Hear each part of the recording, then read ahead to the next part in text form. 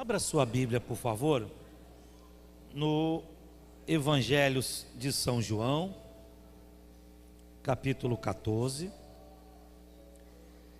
Nós vamos ler o versículo de número 6.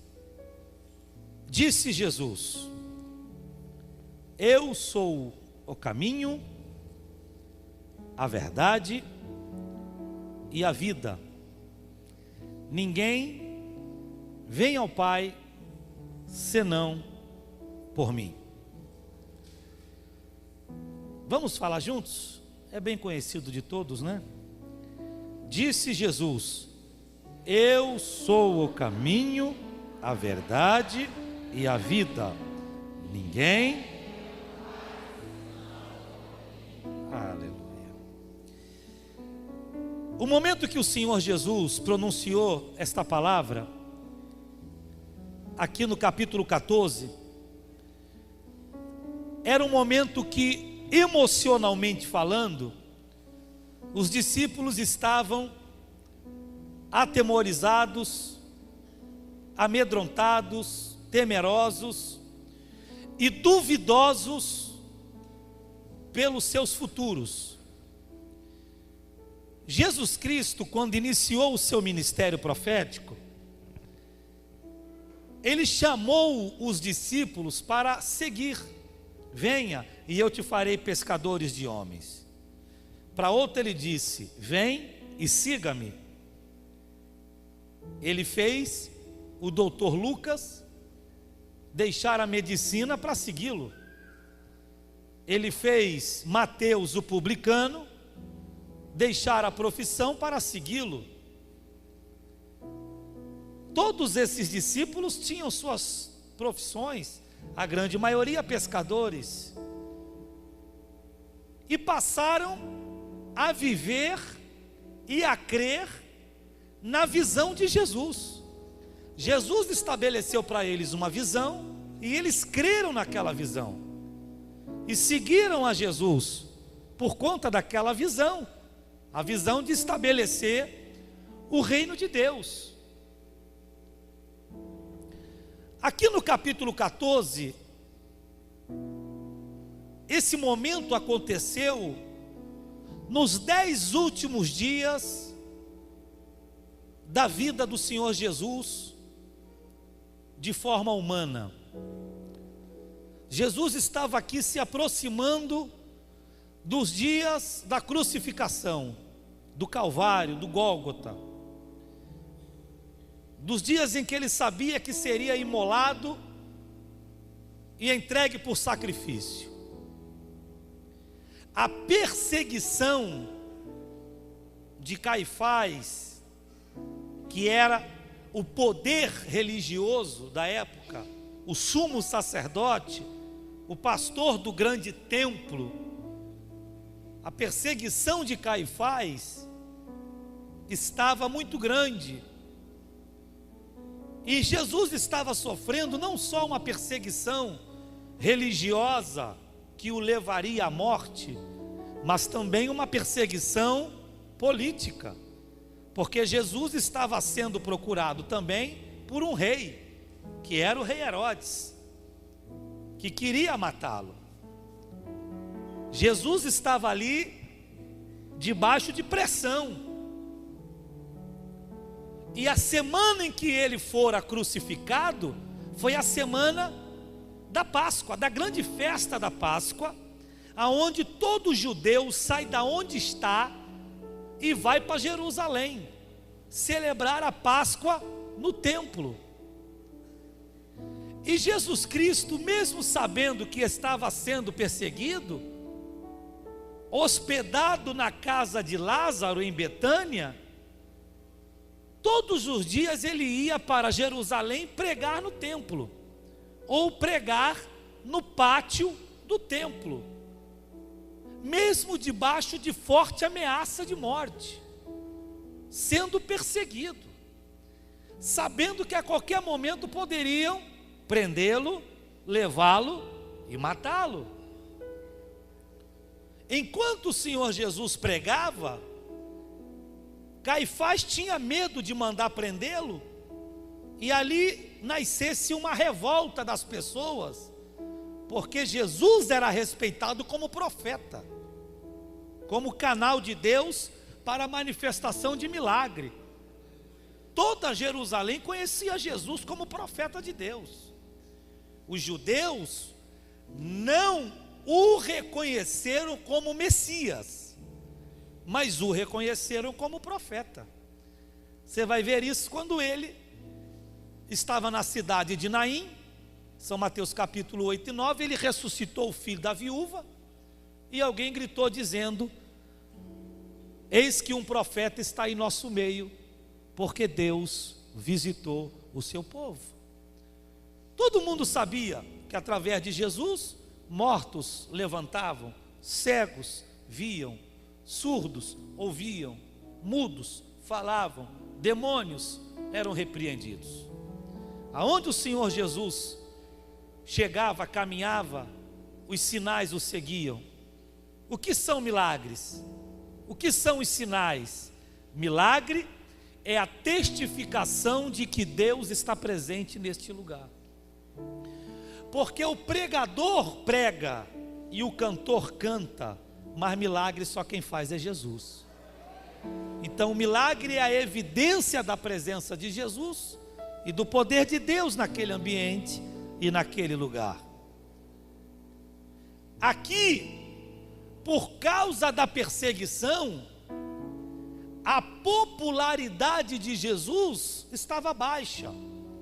As pessoas continuavam amando Ele, respeitando Ele, considerando Ele, tendo Ele como profeta, mas as pessoas pararam de segui-lo, porque todo mundo sabia que a qualquer momento ele seria preso, a qualquer momento ele seria crucificado, condenado à morte.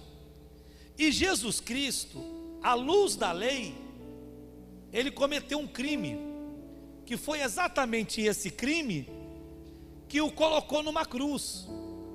Quando ele vai ao templo e sobe a escadaria do templo, e ele vê ali os mercadores e vendedores vendendo animais para o sacrifício, e os cambistas cambiando moeda, porque festa da Páscoa é até hoje uma festa de muitos turistas em Israel.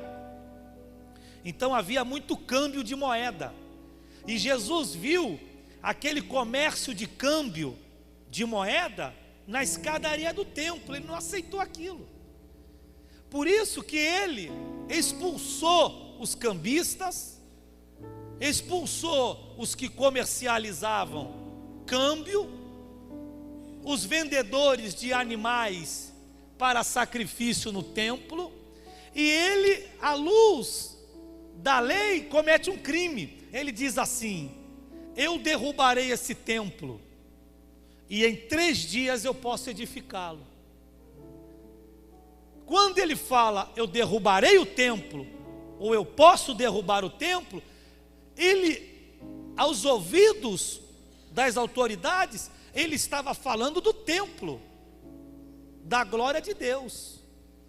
E no momento que ele fala do templo, em derrubá-lo e edificar em 3 dias, ali ele comete um crime contra Deus, à luz da lei divina de Levítico, porque ninguém poderia profanar o templo, e nem mesmo profanar o nome de Yahvé, o nome de Deus, por peso de julgamento e de morte.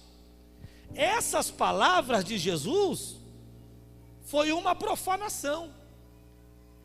Eu sei e você sabe que Jesus não estava falando do templo, prédio, ele estava falando do templo, corpo dele, que ele derrubaria o seu próprio corpo, e no 3º dia ele iria ressuscitar.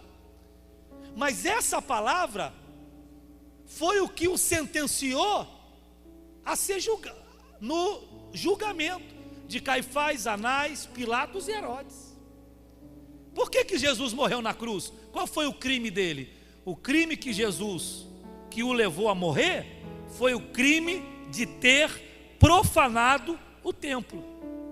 Foi isso. Que à luz de Levítico, profanar era réu de morte. Foi o que acharam. Por que Pilatos, governador de Roma, olhou para Jesus e disse: eu não vejo em que condenar esse homem? Por quê? Porque para Pilatos, como cidadão romano, ele não estava nem aí para profanação de templo. Pilatos não seguia a religião judaica. A única coisa que fazia Pilatos condenar alguém à morte era se esse alguém fosse rebelde ao imperador de Roma. Por isso que Pilatos conversou com Jesus e questionou Jesus, disse: pô, você é Deus? Ou é o Filho de Deus? Você vai levantar um exército contra Roma? E Jesus ali não respondia nada, ficava calado. E no interrogatório de Pilatos a Jesus, Jesus deixou Pilatos tão irritado pelo silêncio dele, que Pilatos olhou para ele e disse: por que é que você não me responde? Você não sabe que eu, Pilatos, tenho poder para mandar te prender? E eu tenho poder para mandar te soltar? E tenho poder para mandar lhe matar? Quando ele fala isso, Jesus olha no olho dele e diz: você tem poder para me soltar, você tem poder para me prender, mas nenhum poder você teria se do alto não fosse dado a você. Aquelas palavras criaram temor em Pilatos. Ele ficou amedrontado diante da autoridade na voz de Jesus Cristo. E ali foi o momento em que ele se afastou de Jesus, lavou a mão e devolveu Jesus para as autoridades judaicas e disse: eu não vejo crime nenhum nesse homem, ele não cometeu crime contra Roma, e vocês querem que eu mande matá-lo, porque ele está cometendo um crime contra o templo. Eu não tenho nada com o templo, eu tenho com Roma. Com o templo eu não tenho. Aí o Caifás diz: mas não podemos matá-lo, porque quem dá sentença de morte não somos nós judeus, quem dá sentença de morte é você, romano, que é governador. Foi aonde deu-se a ideia de pegar Jesus e colocar Jesus diante de um ladrão rebelde chamado Barrabás, e colocou Jesus ali naquele julgamento e deixou que o povo escolhesse a quem crucificar. O povo disse: liberte Barrabás, e crucifica Jesus. Liberte Barrabás e crucifica Jesus. Pilatos, quando ouviu aquilo, ele liberou uma palavra e disse assim: eu estou limpo do sangue desse justo. Quando ele diz eu estou limpo do sangue desse justo, a multidão grita dizendo: caia sobre nós e sobre toda a nossa descendência o sangue desse justo. Tem pessoas que não entendem por que Israel está em guerra até hoje. Porque Israel está debaixo de maldição hereditária. Porque a própria nação de Israel estabeleceu sobre eles um juízo: caia sobre nós a espada, caia sobre nós o sangue desse justo, que Deus venha julgar e nos sentenciar pela decisão que nós estamos tomando em mandar crucificar ele. Aí o apóstolo João, no capítulo 1, disse: ele veio para os que eram seus, mas os seus não os receberam. E todos os quanto os receberam, deu-lhes o poder de serem chamados filhos de Deus. E aonde estão eles hoje? É você que está aqui no templo. Se a nação de Israel tivesse abraçado Jesus como Messias, o mundo seria abençoado pela nação de Israel. Deus estabeleceu Israel como uma nação de sacerdotes. A bênção não viria do céu, a bênção viria de Jerusalém. Não iria adiantar orar a Deus, teria que se ir a Jerusalém buscar a bênção. Mas os judeus não quiseram. Aí Deus pegou a oportunidade e transferiu para mim e para você. E cumpriu-se na nossa vida a parábola do grande banquete. Quando o Senhor da casa prepara o banquete, o alimento, a festa, chama o seu mordomo e manda o mordomo ir até os convidados para convidá-los para a grande ceia. E o mordomo foi até a casa de cada um dos convidados. E um convidado disse: eu não posso ir, comprei terras e vou cuidar delas. O outro disse: eu também não posso, comprei uma junta de bois e preciso cuidar do meu gado. Um outro disse: eu não posso, comprei vacas, comprei bezerros, comprei leitões, preciso cuidar das propriedades, eu não posso ir. Agradeça ao Senhor.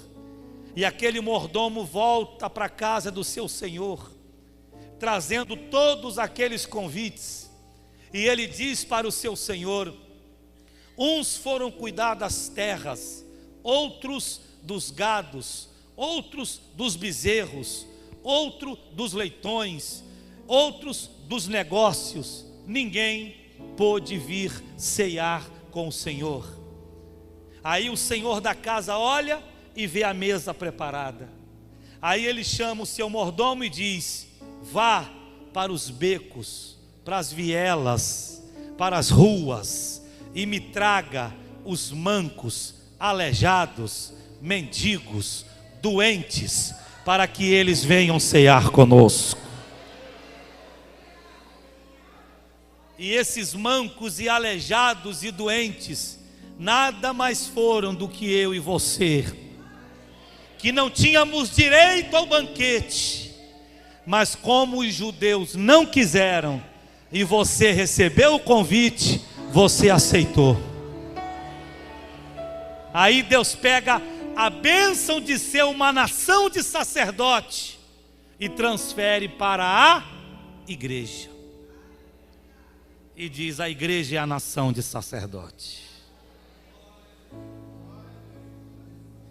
Aqui no versículo 6, ele diz: eu sou o caminho, eu sou a verdade, eu sou a vida. Era um momento de instabilidade. Discípulos não sabiam o que fazer. Fico com ele e vou preso junto, fico com ele e morro junto, ou saio de perto dele e preservo o meu pescoço. Fico com ele, sou preso, morro, e além de ser morto, o que tenho ou o que vou deixar, Roma pega e confisca, ou eu o deixo e volto para minha família, volto para a minha profissão e toco a vida como vivia antes dele. O que é que eu faço?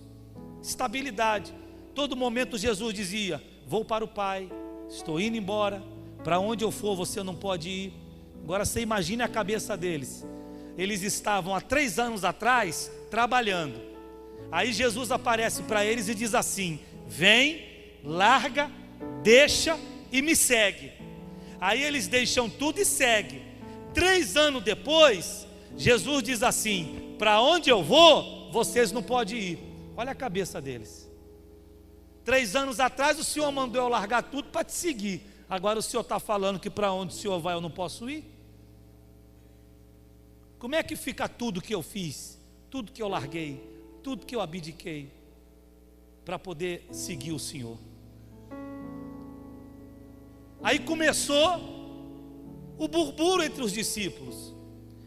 Foi nesse momento de instabilidade que ele diz: não se turbe o vosso coração, credes em Deus e credes também em mim. Na casa de meu pai há muitas moradas. Se não fosse assim, vou-lo teria dito: vou preparar-vos lugar. E quando eu for e vos preparar lugar, eu voltarei, para que aonde eu estiver, vós estejais também.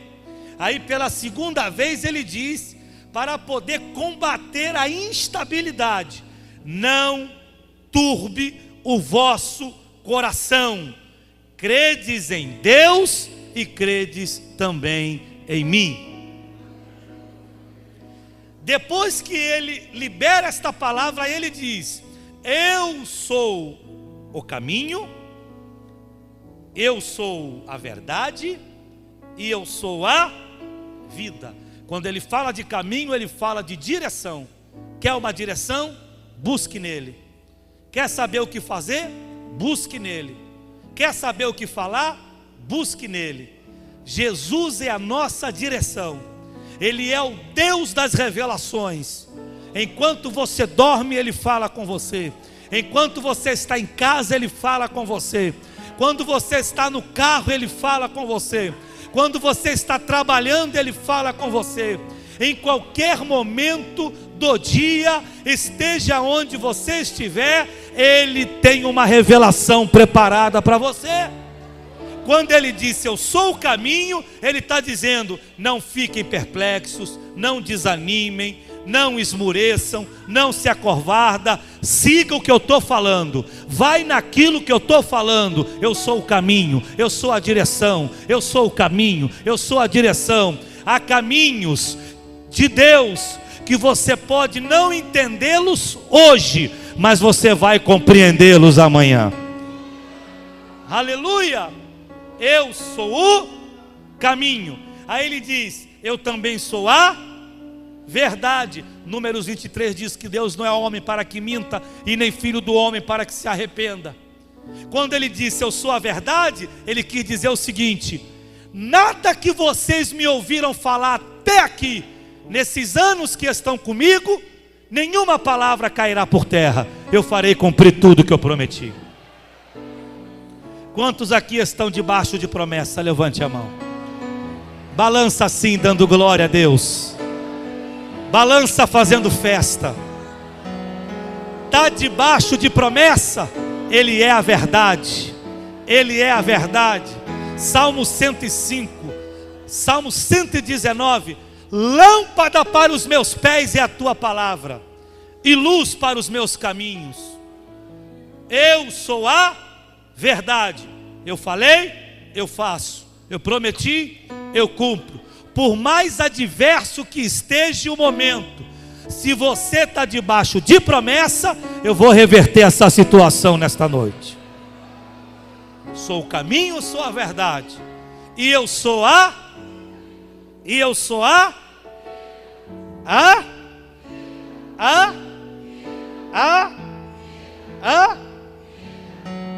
não é vida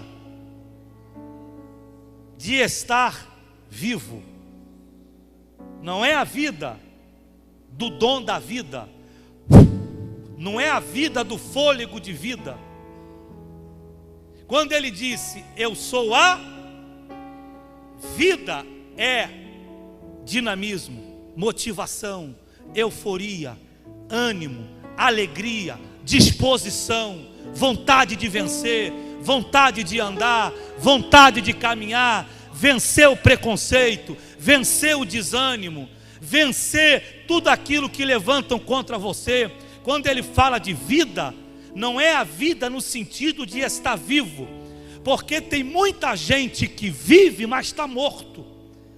porque vive vida só de derrota, perdeu perspectiva de conquista, não tem vontade de fazer mais nada na vida. Tem pessoas que estão de olhos abertos, vivos, mas na verdade eles estão mortos, porque vive dia após dia dependente de remédio. Não dorme sem remédio, não acorda sem remédio, não come sem remédio, não vive sem remédio. Para sorrir tem que ter remédio. São vivos mortos. Jesus não. Jesus te dá vida com vida. Ele te deu o sopro que é o fôlego. Você está vivo, mas é uma vida para gozar na plenitude.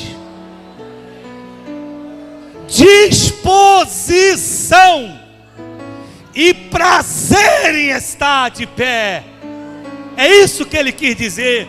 Quando ele disse eu sou a vida, ele quis dizer o seguinte aos discípulos: para com esse sentimento de morte, pare com esse sentimento de perseguição contra a gente, pare de ficar temeroso, pare de ficar temendo, pare de ficar vendo coisa ruim para tudo que é lado, pare, deixem de ser covarde. Eu sou a vida. Olha a vida, olha a perspectiva, olha a esperança, caminha para frente, olha as coisas boas, olha o que eu já fiz lá atrás e observa o que eu ainda vou fazer lá na frente.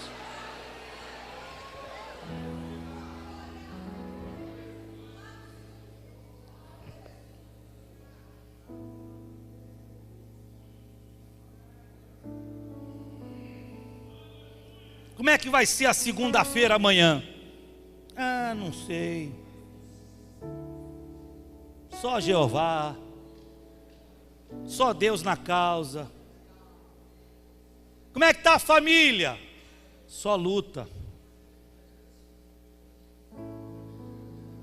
Como é que está a vida financeira? Vou nem falar. O Estado não pagou até hoje. E a saúde? Já estou encomendando o caixão. Porra. E o casamento? Vou nem falar. Pô, tá sem vida. Tá sem vida. Tá sem vida. Quando ele diz eu sou a vida, ele está dizendo eu sou a sua perspectiva de vitória. Eu sou a sua perspectiva de virada. Você pode estar passando por todos esses momentos ruins, mas passa com alegria. Não é para passar pulando, porque ninguém vive de utopia, mas é para passar na esperança no Senhor. Eu sei que o meu Redentor vive. Maior é aquele que está comigo do que aqueles que estão no mundo. Aleluia! Quantos têm vida em Jesus Cristo aqui? Levante a mão. Mantenha a sua mão levantada, por gentileza. Feche os seus olhos. Glorifique a Deus. Glorifique a Deus.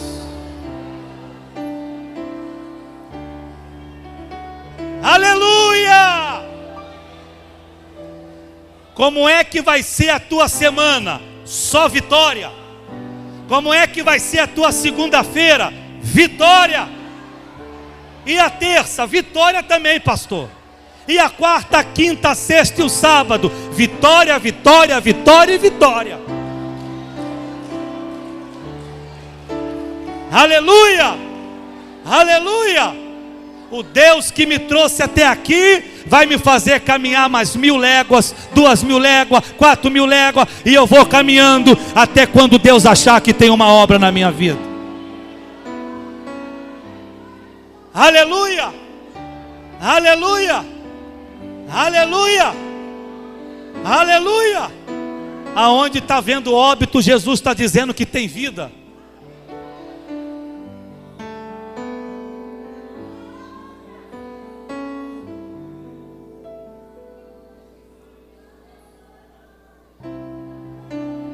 A vida é vivida dependendo da perspectiva de como você a vê. Se você entender que há um gigante na tua frente, que esse gigante é um caminho para a tua derrota, para o teu fracasso e para a tua vergonha, esse gigante será o caminho para o teu fracasso, para a tua derrota e para a tua vergonha. Mas se você olhar para aquele gigante que é mais forte que você, tem mais condição que você, tem mais força que você, tem mais altura que você, mas você olhar para ele e entender que quando derrubar esse gigante, ali vai ser o trampolim para a tua promoção, tudo vai da perspectiva que você encara. Se você enxergar o gigante como gigante, ele é um gigante. Se você enxergar o gigante, olhar na cara dele e entender, na hora que eu te derrubar eu sou promovido, na hora que eu te resolver eu vou mostrar a qualidade e a competência que eu tenho. Meu amigo, você vai para cima desse problema debaixo da unção do Espírito Santo, e o que ninguém deu conta para resolver, Deus vai te dar graça para resolver.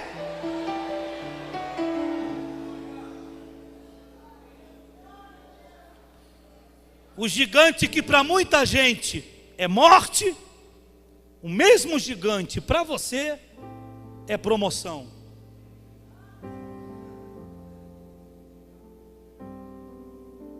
Ó Deus, me promova. Já, já. Deixa eu preparar um gigante para você.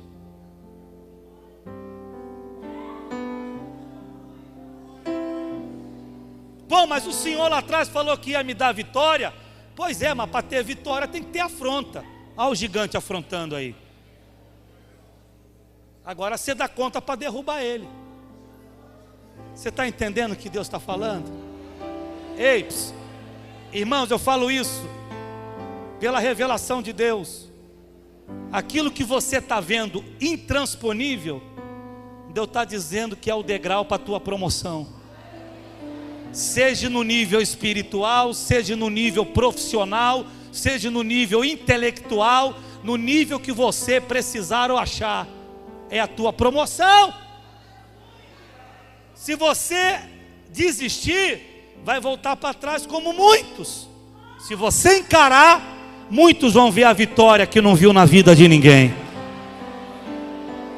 Levante as duas mãos e glorifique a Deus. 30 segundos adorando a Jesus bem alto. Mais alto. Mais alto.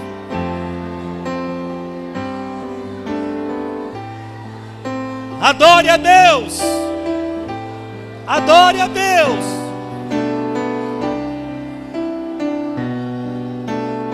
Se você está procurando promoção, te prepara para derrubar gigantes. Você vai ser um dos melhores derrubadores de gigante que Deus vai levantar nesta cidade. Aleluia!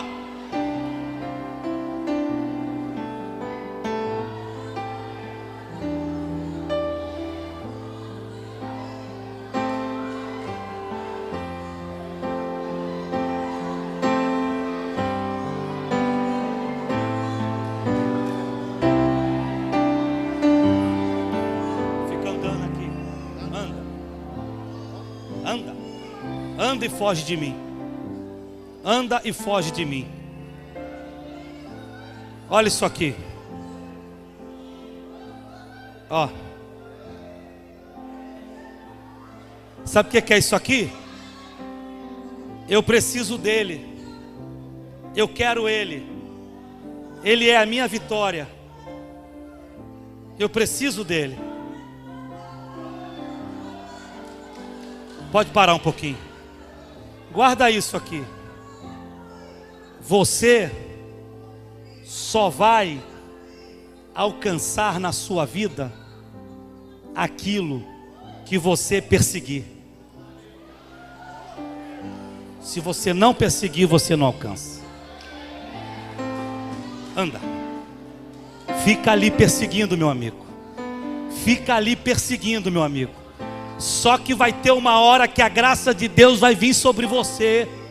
e a unção do Espírito vai te revestir, e aquilo que está difícil de você alcançar, mas você está perseguindo, você vai tomar um gás em Deus, e daqui a pouco você vai, ó.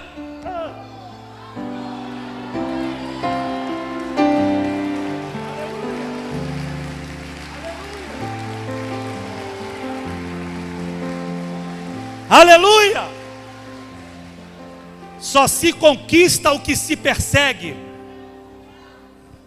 É essa unção que Deus está derramando na igreja hoje. Mais uma vez eu pergunto: quantos têm vida?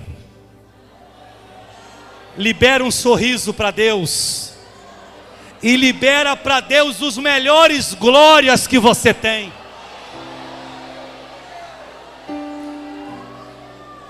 Aleluia!